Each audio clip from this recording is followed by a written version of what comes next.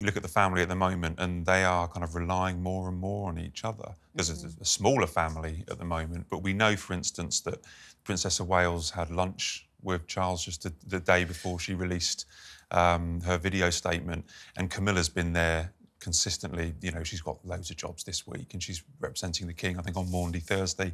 How important is it that, you know, the royal family seem to be a lot closer at the moment? Kate and the King are meeting for lunch, and Camilla's lending support. How good is it for them to lean on each other, particularly with the cancer diagnosis? Both the King and Kate now, you know, have their cancer diagnosis. They can actually lean on each other as members of the family. How important is that? Oh, I think it's huge, Matt. Any kind of life-threatening illness does tend to reset perspective. It makes you regroup and come together. And actually, I loved the footage of William and the Queen at the Commonwealth Day service. You could see that there was a warm rapport. I think relations have certainly, time is a great healer, and relations have thawed. And I think there is tremendous comfort in leaning on each other. A lot is made about the King's desire for a slimmed-down monarchy in the lead-up to his accession. There was a natural slimming down that I think he hadn't even anticipated it being quite so slim. And because it is so slim at the moment, we see the frailties, we see the vulnerabilities, and so it has led to this sensational headline saying, monarchy in crisis, monarchy doomed, monarchy on the cusp of ending.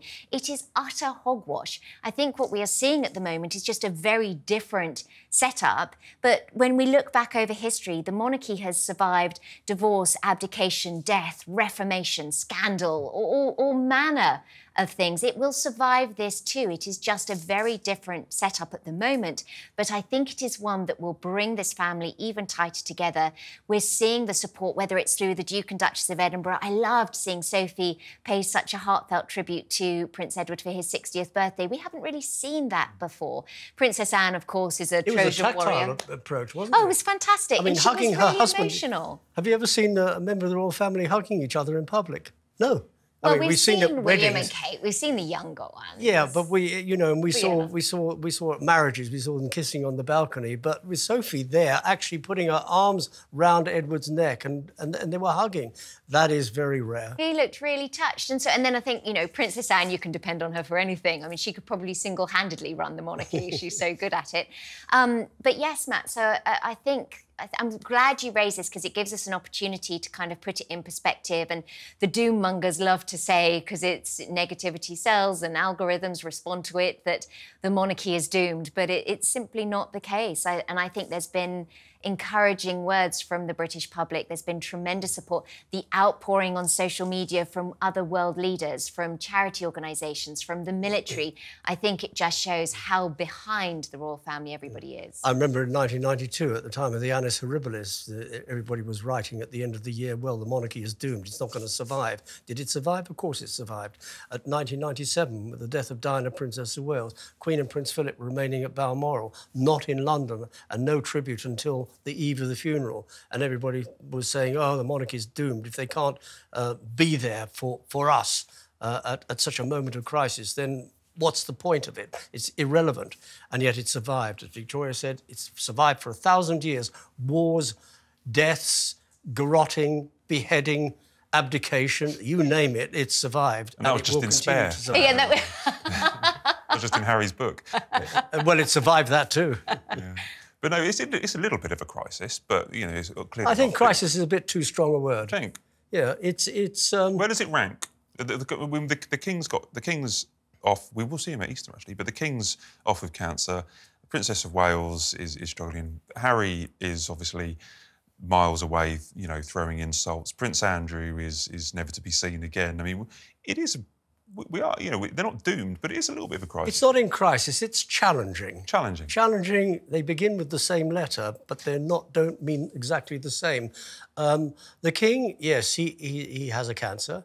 He's going to be seen on Easter Day at Windsor Castle, at St George's Chapel, leading the family.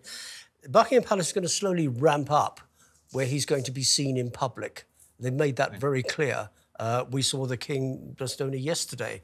He was meeting a group of faith leaders, which was important because it wasn't just one, there were about a dozen there. And there he was at this meeting. So they will ramp up his engagements. It's going to be slow because Traditionally, nothing has actually happened in April. Easter Court has always been at Windsor. Traditionally, the Queen did very little in terms of engagements. Yes, there'd be Maundy Thursday. Well, Queen Camilla will be doing that on behalf of the King tomorrow. They will be at the church service on Sunday. And I think by the time we get to the end of April, we'll be hearing of some engagements that the King is actually going to do, because people want to see him. He is frustrated. As head of state, he is fulfilling what he is supposed to do constitutionally. He's got his red boxes, government papers he's signing off on, he's initialing them. He is having audiences with high commissioners and incoming ambassadors, Privy Council meetings, audiences with his Prime Minister, Chancellor of the Exchequer. Those are constitutional duties that he's doing behind the scenes at Buckingham Palace. People want to see him now in his role as head of nation, out and about, meeting the people. He wants to do that. But until the medical advisors say, OK, fine, you can do it, but in moderation, we're going to have to accept that he's going to fulfilling his constitutional role and just have to be a little bit patient for him to come back. I think also, perhaps as well why it's challenging, good word, Dad, challenging versus in crisis, is that the current problems are illness-driven. It's not scandal-driven. And I think there's a point where we have to let go of Prince Harry and Prince Andrew in our discussions for the monarchy because they no longer work for the monarchy. There's a point where I wonder if we're ever going to be able to talk about the Princess of Wales without someone online going, yeah, well, but what about the Duchess of Sussex? You know, there's got to be a point at some... There's got to be a cut-off. There's got to be a cut-off at some stage because Harry and Meghan have clearly decided to make their lives in the US. Prince Andrew doesn't go anywhere. He doesn't do anything, which is quite right. Nobody wants to see him anyway. He's probably about to have a bit of a wobble with Scoop coming out. I'm sure he would rather that... Another challenge. That is another challenge because I think there's going to be more people that watch Scoop, perhaps, than saw the original Newsnight interview. So that's going to bring another whole chunk of aggro to him because, of course, this is a dramatisation as well. It's not a documentary.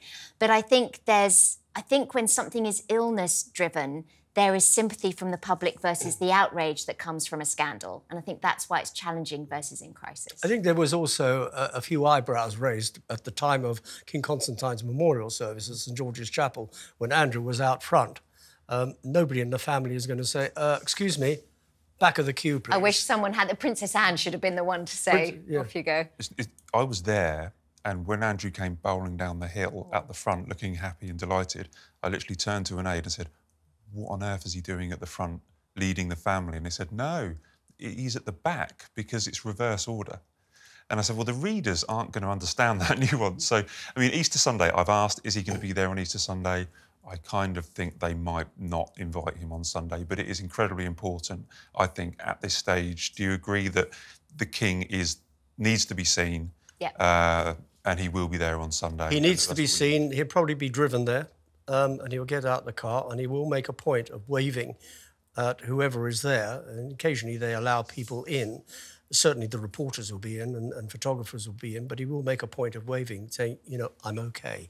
Matt's absolutely right, though, isn't he? When you say, because it's optics, unfortunately. And when the picture's there, and as you rightly say, you've got Andrew and Fergie supposedly leading the pack, or certainly that's what it looked like. Of course, the headlines the next day were, oh, my goodness, who does he think he is? We don't want to see him leading the royal family. It's only people that really follow the monarchy that are going to know about the reverse order. Nobody understands that. No. Nobody understands that. Well, if you were there, you would have understood, Dickie. Oh, if I'd been there, I would have hauled him to the back. Could you go on Easter Sunday and have a placard and just say reverse order on it? Yeah, this is... No, I would have made sure he was at the back. In the same way he did that dreadful interview in November 2019.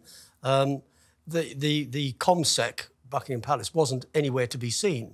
And anybody worth their salt would know the line this is taking, would stop it immediately, would create a story, doesn't matter.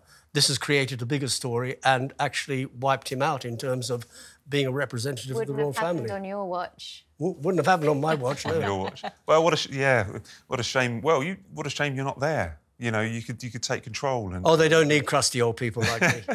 Well, although it's ironic, really, isn't it? Because when Dad retired, at the time, there was a mandatory age of retirement, which was ironic, really, given how old the Queen and Prince Philip, you know, as his bosses were.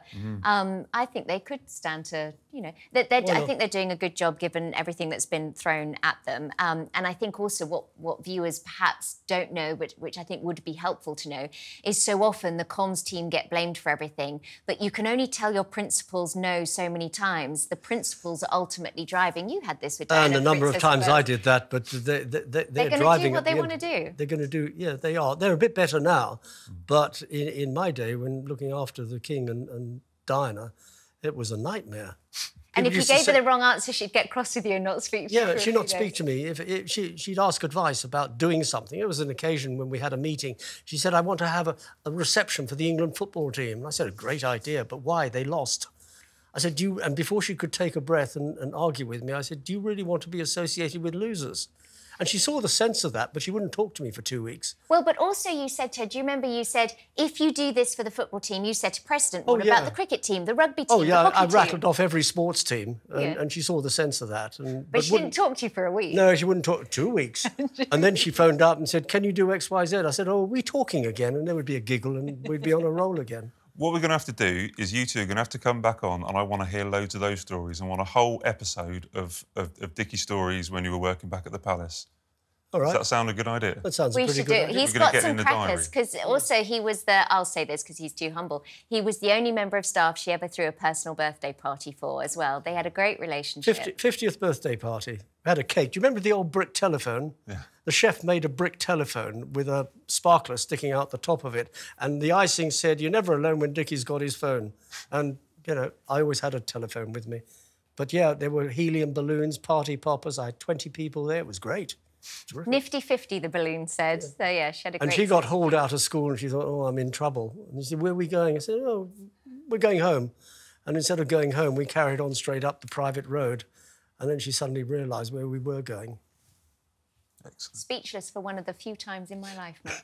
Excellent. Well, we've got to draw it to close, I'm afraid. And as I say, I think it'd be lovely to get you back on and talk about a little bit more the Kensington Palace and your work at with the Royals. I think that'd be a really lovely episode if you guys would be willing.